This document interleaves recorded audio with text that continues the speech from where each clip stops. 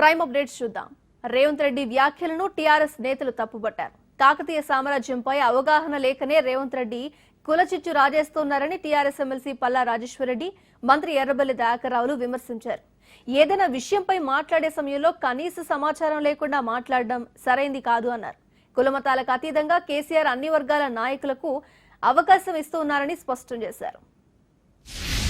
ఢిల్లీ సుల్తానులు కాకతీయ సామ్రాజ్యం మీద దండెత్తినప్పుడు యుద్ధంలో రెడ్డి రామంత్ రాజులను ముందల పెట్టి యుద్ధం చేయకుండా యుద్ధాన్ని పద్మనాయకులకు అప్పచెప్పి వాళ్ళు చెప్పినట్టుగా రెడ్డి రాజులను వినమంటే రెడ్డి సామంతులు తమ సైన్యాన్ని తీసుకొని వెనక్కి మరలిపోతే కాకతీయ సామ్రాజ్యమే పతనమైంది. ఆనాటి నుంచి ఈనాటి వరకు రెడ్లకు పద్మనాయకులకు పొసగదు. రెడ్లు పద్మనాయకులంటే ఈనాటి వెలమలు. ఆ రోజు నుంచి ఆనాడు రాణి రుద్రమ రెడ్డి రాజుల చేతుల్లో కాకతీయ సామ్రాజ్యాన్ని పెడితే మనము కాపాడినాం. కాకతీయ సామ్రాజ్యం యొక్క ప్రతిష్టను పెంచినాం. కానీ ప్రతాపరుద్రుడు కాకతీయ సామ్రాజ్యాన్ని వెలమదొరల చేతిలో పెడితే ఢిల్లీ సుల్తానుల చేతుల్లో ఓటమి చెంది ప్రతాపరుద్రుడు చనిపోయి కాకతీయ సామ్రాజ్యమే పతనమైంది. చరిత్రలో ఇంత గొప్ప ఉదాహరణ ఉన్నది. అందుకే ఈనాటి రాజకీయ పార్టీలకు నేను సూచన చేస్తున్నా, మీ పార్టీలను కాపాడుకోవాలన్నా, మీ పార్టీలను నిలబెట్టుకోవాలన్నా, మీ పార్టీలు ఎన్నికలలో గెలవాలంటే రెడ్ల చేతుల్లో మీ పార్టీని పెట్టండి. అబద్ధాలకు అసత్యాలకు పుట్టిన అక్రమ సంతానం రేవంత్ రెడ్డి. ఆ రేవంత్ రెడ్డి అనేవాడు ఇవాళ తెలంగాణ సమాజంలో కులచిచ్చు రాజేయాలని చెప్పేసి భావిస్తున్నాడు, మతాల మధ్యలో చిచ్చు చేయాలని చెప్పేసి భావిస్తున్నాడు. ఒక ప్రాంతం పోయి జయశంకర్ లాంటి మహానుభావుని దగ్గరికి ఆ గ్రామానికి పోయి ఏమీ తెలియకుండా ఇష్టం వచ్చేట్టు మాట్లాడుతున్నాడు. ఇవాళ భారతదేశమే కాదు ప్రపంచానికి వాటర్ షెడ్ నేర్పిన కాకతీయుల గురించి కూడా చాలా చులకనగా మాట్లాడుతున్నాడు. చాలా బాధాకరం. ఇటువంటి వెధవలు ఈ రోజున రాజకీయాల్లోకి రావడం అనేది దురదృష్టకరం. ఆయనకి ఏ అవగాహనతో మాట్లాడిందో నాకు అర్థం కాదు. ఒక క్యాస్ట్ విధంగా మాట్లాడటం తప్పదు. ప్రజలు ఎవరిని గౌరవిస్తారో వాళ్ళకే గౌరవించి ఓట్లు ఇస్తారు. ఒక క్యాస్ట్ ఫీలింగ్ ఎప్పుడు కూడా ప్రజలు ఆదరించారు. కాకతీయ సామ్రాజ్యం అవగాహన లేకుండా మాట్లాడాడు. అది ఎవరు పరిపాలించారు? కాకతీయ సామ్రాజ్యం ఆయన అవగాహన ఉన్న మాటలు కాదు. దాన్ని విశ్లేషణ చేస్తేనే కరెక్ట్గా చెప్తారు. హైదరాబాద్ నగరం లైఫ్ సైన్సెస్ కు క్యాపిటల్ గా ఉంది అన్నారు తెలంగాణ మంత్రి కేటీ రామారావు. ఈ రంగాన్ని మరింత బలోపేతం చేసేందుకు తెలంగాణ ప్రభుత్వం కృషి చేస్తుందని స్పష్టం చేశారు. హైదరాబాద్ ఫార్మసిటీ పేరుతో ప్రపంచంలోనే అతిపెద్ద ఫార్మా క్లస్టర్ ని హైదరాబాద్ శివారులో ఏర్పాటు చేస్తున్నామని తెలిపారు. దావోస్ లో జరుగుతున్న వరల్డ్ ఎకనామిక్ ఫోరం సదస్సులో భాగంగా లైఫ్ సైన్సెస్ రంగంపై జరిగిన చర్చలో కేటీఆర్ మాట్లాడారు. తెలంగాణ ప్రభుత్వం ఎంతగా ప్రత్యేక దృష్టి సారిస్తున్నా జాతీయ అంతర్జాతీయ ప్రాధాన్యత ఉన్న ఈ ప్రాజెక్టుకు కేంద్ర ప్రభుత్వం నుంచి అవసరమైన మద్దతు లభించడం లేదని కేటీఆర్ అసహనం వ్యక్తం చేశారు. ఈ ప్యానెల్ డిస్కషన్ లో డాక్టర్ రెడ్డిస్ తరపున జీవి ప్రసాద్ రెడ్డి, పీడబ్ల్యూసీ తరపున మహమ్మద్ అథర్ పాల్గొన్నారు. కేసీఆర్ ముక్త తెలంగాణ బీజేపీ లక్ష్యమన్నారు ఆ పార్టీ తెలంగాణ ఇన్ఛార్జ్ తరుణ్ చుగ్. రైతులను కేసీఆర్ మోసం చేశారని ఆయన మండిపడ్డారు. తెలంగాణలో టీఆర్ఎస్ పాలన పట్ల ప్రజల్లో తీవ్ర వ్యతిరేకతతో ఉన్నారని చెప్పారు. ప్రస్తుతం తెలంగాణ రాష్ట్రంలో కేసీఆర్ వ్యతిరేక పవనాలు వీస్తున్నాయని తరుణ్ చుగ్ అభిప్రాయపడ్డారు. బీజేపీ సర్కార్ రావాలని తెలంగాణ ప్రజలు కోరుకుంటున్నారని ఆయన అన్నారు. వ్యక్తి కుటుంబం కోసం కాదు, దేశం కోసమే బీజేపీ పనిచేస్తుందని తరుణ్ చుగ్ స్పష్టం చేశారు. कि केसीआर की टीआरएस की सरकार जाने वाली है और भारतीय जनता पार्टी की सरकार आने वाली है, लेकिन उसके लिए आपको कड़ी मेहनत करनी पड़ेगी. आप लोगों को बड़ा दिल रखकर पार्टी को बढ़ाना होगा. जिन क्षेत्रों में हम हैं वहां और मजबूत करना का कार्यकर्ता, क्योंकि वो व्यक्ति के लिए काम नहीं करता. 1000 మంది కేసీఆర్లు వచ్చినా మోదీని ఏమీ చేయలేరని కేంద్ర మంత్రి కిషన్ రెడ్డి స్పష్టం చేశారు. తెలంగాణను అప్పుల కుప్పగా మార్చారని ఆయన మండిపడ్డారు. టీఆర్ఎస్ కేసీఆర్ కుటుంబం పట్ల వ్యతిరేకత పెరుగుతోందన్నారు. కేసీఆర్ తెలంగాణ వదిలిపెట్టి రాష్ట్రాలు తిరుగుతున్నారని విమర్శించారు. కొత్త రేషన్ కార్డులు ప్రింట్ చేసి ఇవ్వలేదని విరుచుకుపడ్డారు. కేసీఆర్ సచివాలయానికి రాకపోవడం గుణాత్మకమైన మార్పా అని కిషన్ రెడ్డి ప్రశ్నించారు.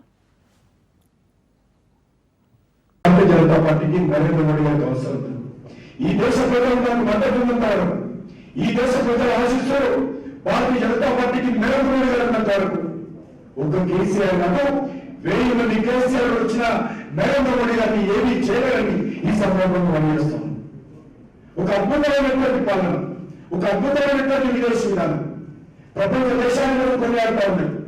రైతులు ఆత్మహత్యలు ఆదుకోలేదు. ఆయన పంజాబ్కి వెళ్ళి అక్కడ ఉన్నటువంటి రైతులను ఆదుకుంటారు.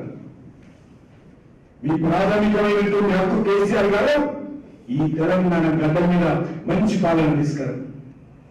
మీ ప్రాథమికమైనటువంటి బాధ్యత ఈ తెలంగాణలో ఉన్నటువంటి ప్రజలను ఆదుకోవడం. తెలంగాణలో అధికారమే లక్ష్యంగా బీజేపీ పావులు కదుపుతోంది. జూన్ 23 నుంచి 3వ విడత ప్రజా సంగ్రామ యాత్రకు ముహూర్తం ఖరారైంది. బీజేపీ పదాధికారుల సమావేశంలో ఆ పార్టీ తెలంగాణ చీఫ్ బండి సంజయ్ కీలక వ్యాఖ్యలు చేశారు.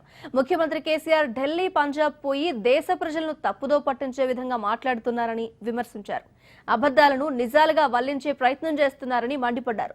తెలంగాణలో రైతులు, ఆర్టీసీ కార్మికులు, నిరుద్యోగులు, ఉద్యోగులు, ఇంటర్మీడియట్ విద్యార్థులు అసలు ఆత్మహత్యలే చేసుకోవడం లేదని, రాష్ట్రమంతా ఏ సమస్య లేకుండా ప్రశాంతంగా ఉంది అన్నట్లుగా వక్ర భాష్యం చెప్తున్నాడన్నారు.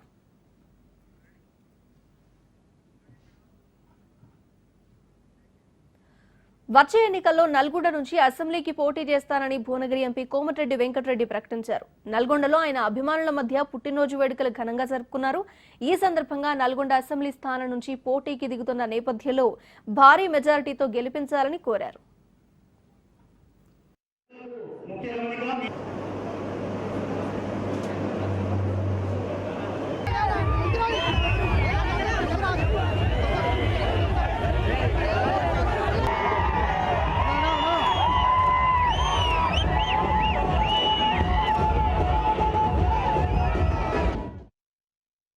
అందరికీ మళ్ళీ చెప్తున్నా, తప్పకుండా వచ్చే ఎన్నికల్లో నల్గొండ అసెంబ్లీ స్థానంకి వెళ్ళి భారీ మెజారిటీతో గెలిపియాలి. ఈరోజు నేను ఒక మాట చెప్పియాలి. నా పుట్టినరోజు కంటే ఎక్కువే మీ అందరికీ ఒక మాట చెప్తానికి ఇవాళ వచ్చిన. మీ అందరికీ ఒకటే చెప్తున్నా, మీకు ఏం డౌట్ అవసరం లేదు. దాన్ని ఒక్కది నల్గొండలో ఈసారి తెలంగాణలో భారీ మెజార్టీతో గెలిచి మీ అందరికీ ఒక కుటుంబ సభ్యునిగా, అన్నలాగా, తమ్మునిలాగా వచ్చే 5 ఏళ్ళు పార్టీలకు అతీతంగా ప్రజలందరికీ విజ్ఞప్తి చేస్తున్నా. 20 ఏళ్ళు నేను ఎవరు జోలికోకుండా ఎట్లా ఉన్నానో అదే విధంగా పనిచేస్తానని మీ అందరికీ కూడా మాటిస్తున్నాను. టీఆర్ఎస్ రాజ్యసభ అభ్యర్థి హెటిరో పార్థసారథిపై కాంగ్రెస్ ఎమ్మెల్యే జగ్గారెడ్డి తీవ్ర ఆరోపణలు చేశారు. కరోనా సమయంలో దేశమంతా రెమెడిసివిర్ తిరిగిందని, దీనిలో భాగంగా మొత్తం బ్లాక్ దందా జరిగిందని విమర్శించారు. కేంద్ర రాష్ట్ర ప్రభుత్వాల అండతోనే రెమెడిసివిర్ మాఫియా జరిగిందన్నారు. పార్థసారథి వద్ద దొరికిన 500 కోట్ల రూపాయల కేసు ఏమైందని ప్రశ్నించారు. ఐటీ రైడ్లో 10,000 కోట్ల రూపాయల వరకు బయటపడి ఉంటాయనే అనుమానం ఉందని చెప్పారు ఆయన. హెట్రో పార్థసారథి గారి యొక్క ఆఫీసులో ఐటీ రైడ్స్ జరిగిన తర్వాత 500 కోట్ల రూపాయలు ఆ యొక్క Hetero drugs company chairman Parthasarathi ఆఫీసులో దొరికిన తర్వాత ఆ 500 కోట్లకు సంబంధించిన విజువల్స్ బయటకు వచ్చినాయి, కానీ దాని మీద కేసు అయిందా కాలేదా అసలు అది చర్చలో లేదు. ఆ 500 కోట్లు ఏమైనాయి? ఇంత పెద్ద స్కామ్ చేసిన పార్థసారథి గారు రేపు రాజ్యసభ ఎంపీ అవుతున్నాడు. రేపు 24వ తారీఖు నామినేషన్ వేస్తుండు. ఇది తేలాలి. నామినేషన్ వేయక ముందు పార్థసారథి గారు దగ్గర జరిగిన స్కామ్ ఇప్పుడు బయటికేమో 500 కోట్లు చూపించారు, మిగతా ఇంకా 9,500 కోట్లాడు ఉంటాయి. ఆ డబ్బు ఎక్కడ దాచిపెట్టారు? కొండాపూర్ ఏరియా ఆసుపత్రిని మంత్రి హరీష్ రావు ఆకస్మికంగా తనిఖీ చేశారు. ఈ సందర్భంగా ఒక వ్యక్తి మంత్రి వద్ద తన గోడును వెళ్లబోసుకున్నాడు. డ్రైవింగ్ లైసెన్స్ కోసం ఫిట్నెస్ సర్టిఫికెట్ ఇవ్వడానికి డాక్టర్ మూర్తి డబ్బులు అడిగాడంటూ మంత్రికి బాధితుడు ఫిర్యాదు చేశాడు. అక్కడే ఉన్న డాక్టర్ను విచారించి డాక్టర్ను సస్పెండ్ చేశారు. ఇలాంటివి పునరావృతం అయితే కఠిన చర్యలు తప్పవంటూ మంత్రి వార్నింగ్ ఇచ్చారు.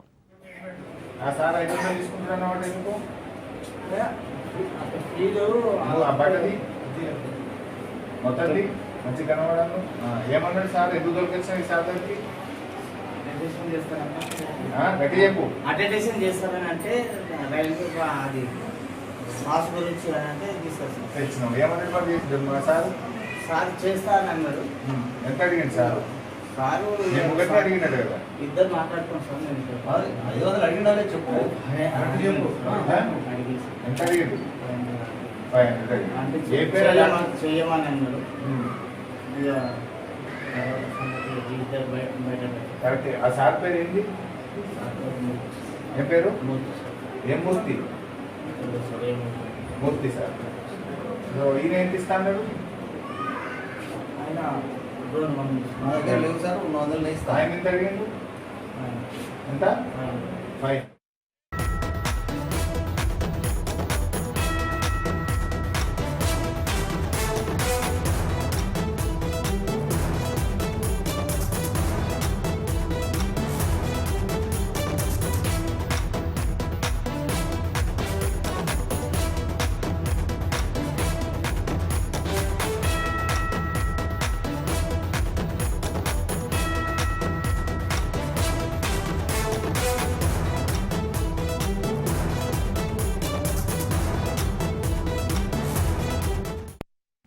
బ్రేకింగ్ న్యూస్ చూస్తున్నాం. కార్ డ్రైవర్ సుబ్రహ్మణ్యం మృతి కేసులో ఎమ్మెల్సీ అనంతబాబును అరెస్ట్ చేసినట్లు పోలీసులు ప్రకటించారు. మరి కాసేపట్లో మెజిస్ట్రేట్ ముందు హాజరుపరచనున్నారు. కొద్దిసేపటి క్రితం కాకినాడ జీజీహెచ్లో అనంతబాబుకు వైద్య పరీక్షలు నిర్వహించారు. తరువాత అనంతబాబును ఎస్పీ కార్యాలయానికి తరలించారు. ముందు జాగ్రత్తగా జీజీహెచ్ వద్ద పోలీసులు భారీగా మోహరించారు. అంతకుముందు ఏలూరు డీఐజీ ఆధ్వర్యంలో కాకినాడ ఏఆర్ కార్యాలయంలో అనంతబాబును విచారించారు పోలీసులు.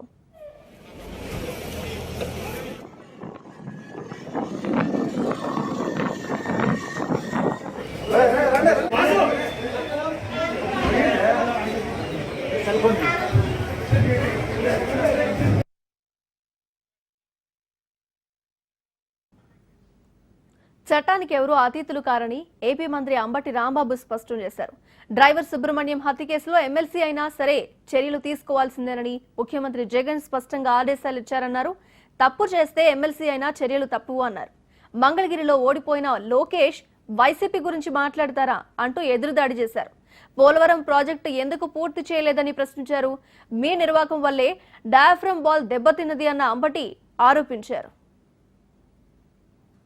అనంతబాబు వైఎస్ఆర్ కాంగ్రెస్ పార్టీ శాసనమండలి సభ్యుడు అయినా తప్పు చేశాడు అనేటువంటి భావన కలిగినప్పుడు చట్ట ప్రకారం అతన్ని శిక్షించవలసిందే అని ఈ రాష్ట్ర ముఖ్యమంత్రి భావిస్తున్నాడు. దావోసులో ఉన్నా కూడా సొంత పార్టీ నాయకుడైన అనుమానం ఉన్నప్పుడు, దానిలో కొంత వాస్తవంగా అనిపిస్తున్నప్పుడు ఇన్వెస్టిగేషన్ జరుగుతున్న దశలో వారి మీద కేసు రిజిస్టర్ చేసి వారిని అరెస్ట్ చేసే ప్రక్రియలోకి వెళుతుంటే వాళ్ళు ఏదేదేదో మాట్లాడుతున్నారు. నాకు అర్థం కాల.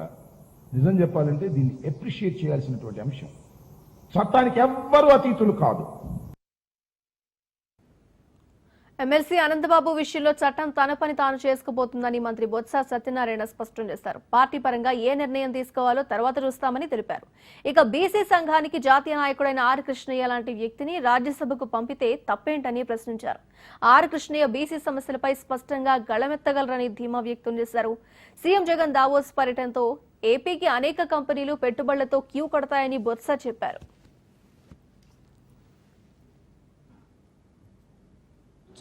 ఎంక్వైరీ చేస్తారు. వాళ్ళు స్టేట్మెంట్ ఇచ్చారు, 302 పెట్టారు, అతన్ని కస్టడీలో తీసుకున్నారు. న్యాయం చట్టం అనుకుంటే ఆ కార్యక్రమం చేసుకుంటుంది. దాంట్లో ఏముంది? ప్రత్యేకంగా భూతత్వం పెట్టి చూడాల్సిన అవసరం ఏముంది? ఎవరు తప్పు చేసినా చట్టం దాని పని చేసుకెళ్ళిపోతుంది. అవుతుంది, ఫైల్ మూవ్ అవుతుంది.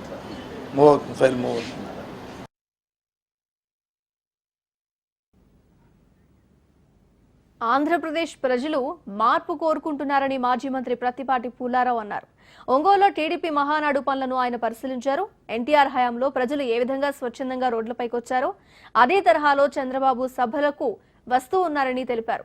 మహానాడు తర్వాత సీఎం జగన్ నిద్రలేని రాత్రులు గడపబోతున్నారని ప్రతిపాటి కామెంట్ చేశారు. ప్రజల్లో వచ్చిన మార్పుతో టీడీపీని చూసి జగన్ గుండెల్లో రైళ్లు పరిగెడతాయన్నారు.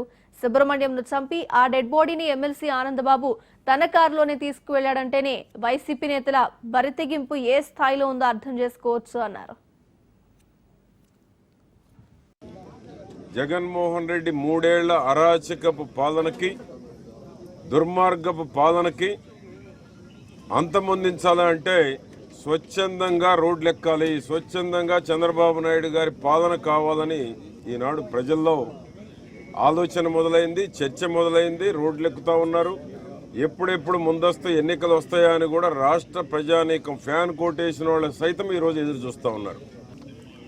నిన్న ఎమ్మెల్సీ స్వయంగా ఆ పార్టీ లెక్కలేనితనం ఎలా ఉందో చూడండి. ఎమ్మెల్సీఏ స్వయంగా హత్య చేసి ఆ బాడీని, ఆ యొక్క సుబ్రహ్మణ్యం బాడీని నేరుగా ఇంటికి తీసుకెళ్లారంటే అధికార పార్టీ బరితెగింపు ఏ విధంగా ఉందో ఈ రాష్ట్రంలో ఉన్నటువంటి 5 కోట్ల మందే కాదు, తెలుగు జాతి ప్రపంచంలో ఎక్కడున్నా అందరూ చూస్తూ ఉన్నారు.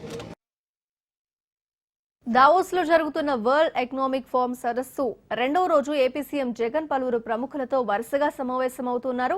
2వ రోజు ఉదయం సెషన్ లో ఫ్యూచర్ ప్రూఫింగ్ హెల్త్ సిస్టమ్ పై నిర్వహించిన సదస్సులో పాల్గొన్నారు.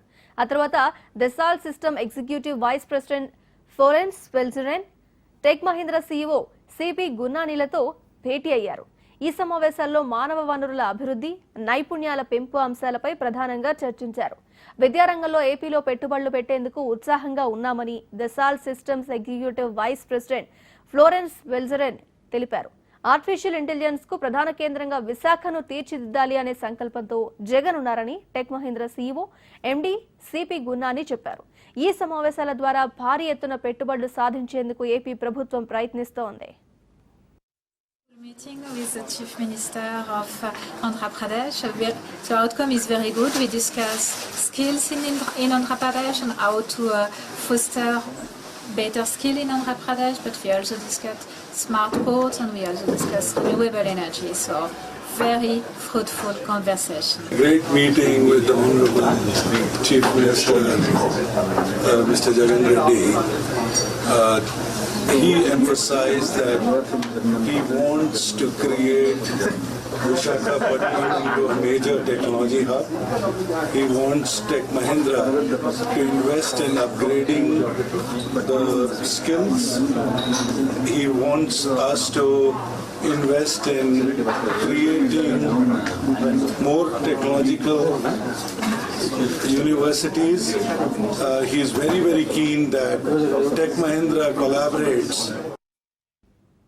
రాజ్యసభ టీఆర్ఎస్ సభ్యుడిగా వద్దిరాజు రవిచంద్ర ఏకగ్రీవంగా ఎన్నికయ్యారు. ఈ మేరకు ఎన్నికల రిటర్నింగ్ అధికారి నుంచి వద్దిరాజు రవిచంద్ర ఎన్నిక పత్రాన్ని స్వీకరించారు. రాజ్యసభ ఉప ఎన్నికకు నామినేషన్ల ఉపసంహరణ గడువు ఇవాళ్టితో ముగిసింది.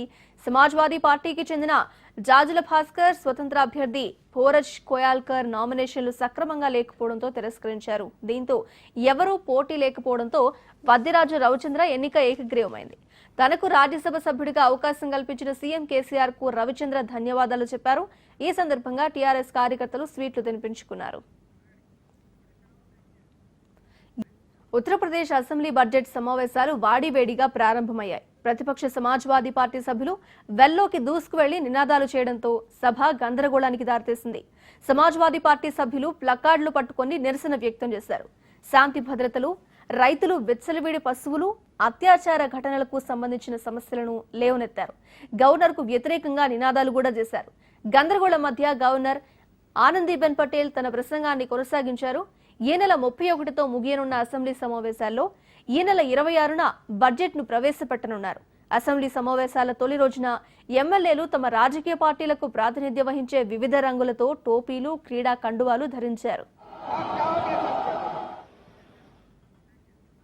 జ్ఞానవాపి మసీద్ కేసు విచారణ అర్హతపై వారణాసి జిల్లా కోర్టులో వాదనలు ముగిశాయి. దీనిపై రేపు తీర్పిస్తామని కోర్టు ప్రకటించింది. సుప్రీంకోర్టు ఆదేశాల మేరకు వారణాసి జిల్లా జడ్జి డాక్టర్ ఏకే విశ్వేశ విచారణను చేపట్టారు. విచారణ సందర్భంగా భారీగా పోలీసులు మోహరించారు. మసీద్ కమిటీ పిటిషన్పై విచారణ జరపాలా లేదా కమిషన్ నివేదికపై అభ్యంతరాలను ముందు వినాలా అనే విషయంలో వాదనలు జరిగాయి. దీనికి సంబంధించి కోర్టు ముందు అనేక పిటిషన్లు దాఖలయ్యాయి. వీటిలో ఏది ముందు విచారణకు స్వీకరించాలి అనే దానిపై వారణాసి జిల్లా కోర్టు రేపు నిర్ణయాన్ని వెలువరించనుంది. మాజీ క్రికెటర్ పంజాబ్ పీసీసీ మాజీ చీఫ్ నవజోత్ సింగ్ సిద్ధును పోలీసులు ఆసుపత్రికి తరలించారు. భారీ బందోబస్తు నడుమ ఆయన్ని వైద్య పరీక్షల కోసం పాటియాలలోని రాజేంద్ర ఆసుపత్రికి తీసుకెళ్లారు. తొలి రోజు రాత్రి రోటీ పప్పు వడ్డించగా గోధుమల అలర్జీ, ఇతర ఆరోగ్య కారణాల రీత్యా వాటిని సిద్ధు తిరస్కరించారు. కాలేయ వ్యాధి, రక్తం గడ్డకట్టడం వంటి అనారోగ్య కారణాలతో ఆయన బాధపడుతున్నారు. ఈ నేపథ్యంలో ఆయన తరపు లాయర్ పాటియాల కోర్టును ఆశ్రయించారు. అనారోగ్య పరిస్థితుల నేపథ్యంలో సిద్ధుకి ప్రత్యేక ఆహారాన్ని అందించాలని కోర్టును ఆయన కోరారు. ఈ క్రమంలో వైద్య పరీక్షల నిమిత్తం సిద్ధుని జైలు నుంచి ఆసుపత్రికి తరలించారు.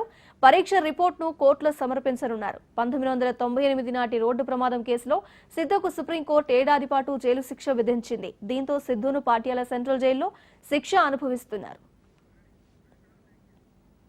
ఉత్తరాఖండ్లో వర్షాలు పడుతున్నాయి. చార్ధామ్ యాత్రకు బయలుదేరిన భక్తులు అక్కడక్కడ కొంత ఇబ్బందులు పడుతున్నారు. కేదార్నాథ్ ఆలయ ప్రాంగణంలో ఈ తెల్లవారుజాము నుంచి వర్షం కురుస్తోంది. ఆ వర్షంలో కూడా భక్తులు గొడుగులు వేసుకుని కేదారేశ్వరుని దర్శనం చేసుకుంటున్నారు. దేశ రాజధాని ఢిల్లీని ఈదురుగాలులతో కూడిన భారీ వర్షం ముంచెత్తింది. ఢిల్లీ పరిసర ప్రాంతాల్లో భారీగా వర్షం పడింది. దీనికి తోడు ఈదురుగాలులు తోడవడంతో రోడ్లపై చెట్లు విరిగిపడ్డాయి. చాలా ప్రాంతాల్లో కరెంట్ సరఫరా నిలిచిపోయింది. విమానాల రాకపోకలకు తీవ్ర అంతరాయం ఏర్పడింది. ఢిల్లీ ఎన్సీఆర్తో పాటు గ్రేటర్ నోయిడా, గురుగ్రామ్ ప్రాంతాల్లో ఈదురుగాలులు వీచాయి. వర్షంతో పాటు బలమైన గాలులు వీయడంతో విమానాల రాకపోకలు ఆలస్యమైంది. అనేక సంవత్సరాల నుంచి జపాన్లో స్థిరపడినప్పటికీ భారతీయులకు భారతీయ సంస్కృతి పట్ల అంకిత భావం నిరంతరం వృద్ధి చెందుతోందని ప్రధాని మోదీ అన్నారు. జపాన్లో పర్యటించిన ప్రతిసారి తనకు గొప్ప ఆత్మీయత లభిస్తోందన్నారు. జపాన్లోని భారత సంతతి ప్రజలను ఉద్దేశించి మోదీ మాట్లాడారు. భారత్, జపాన్ సహజ భాగస్వాములని, భారతదేశ అభివృద్ధి ప్రస్థానంలో జపాన్ చాలా ముఖ్య పాత్ర పోషించిందని తెలిపారు. మౌలిక సదుపాయాలను, సామర్థ్యాన్ని భారత్ ఏ విధంగా ఎంత వేగంతో పెంచుకుంటుందో ప్రపంచం తెలుసుకుంటోందన్నారు. అంతకుముందు మోదీ జపాన్ వ్యాపారవేత్తలతో రౌండ్ టేబుల్ సమావేశంలో పాల్గొన్నారు. క్వాడ్ సదస్సు కోసం జపాన్ రాజధాని టోక్యో చేరుకున్న ప్రధాని మోదీకి ప్రవాస భారతీయులు ఘన స్వాగతం పలికారు. ఈ సందర్భంగా మోదీ వారితో కాసేపు ముచ్చటించారు. ఈ క్రమంలో 5వ తరగతి చదువుతున్న ఒక జపాన్ బాలుడు హిందీలో మాట్లాడి ఆశ్చర్యపరిచాడు.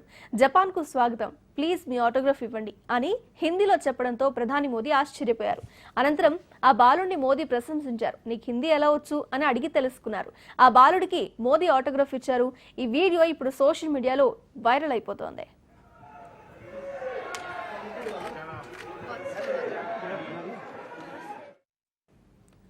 మంకీ పాక్స్ ప్రమాద ఘంటికలు మోగిస్తోంది. అమెరికా, ఐరోపా దేశాల్లో మొదలైన కేసులు నెమ్మదిగా అన్ని దేశాలను చుట్టేస్తోంది. ఇప్పటి వరకు 12 దేశాలకు పాకగా మొత్తంగా 180 కేసులు నమోదయ్యాయి. అత్యధికంగా యూరప్లోని 9 దేశాల్లో 100కు పైగా కేసులు నమోదయ్యాయి. Germany, Spain, France, Belgium, Italy, Netherlands, Portugal, Sweden, UK దేశాల్లో కేసులు నమోదయ్యాయి. మరోవైపు అమెరికా, కెనడా, ఆస్ట్రేలియాలోనూ మంకీ పాక్స్ కేసులు వెలుగు చూసినట్లు ప్రపంచ ఆరోగ్య సంస్థ తెలిపింది. కేసులు క్రమంగా పెరుగుతున్నాయని, అప్రమత్తంగా ఉండాలని హెచ్చరించింది.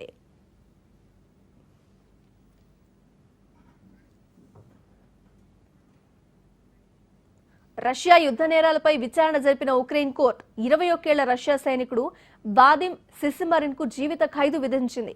ఉక్రెయిన్ పై రష్యా దాడికి దిగిన తరువాత ఇదే తొలి కేసు. వారం క్రితం రష్యా సైనికుల యుద్ధ నేరాలపై ఉక్రెయిన్ కోర్టు విచారణ ప్రారంభించింది. ఉక్రెయిన్ ఆక్రమణలో పౌరులను మాస్కో సైన్యం అతి కిరాతకంగా హత్య చేసినట్టు కీవ్ ఆరోపిస్తోంది.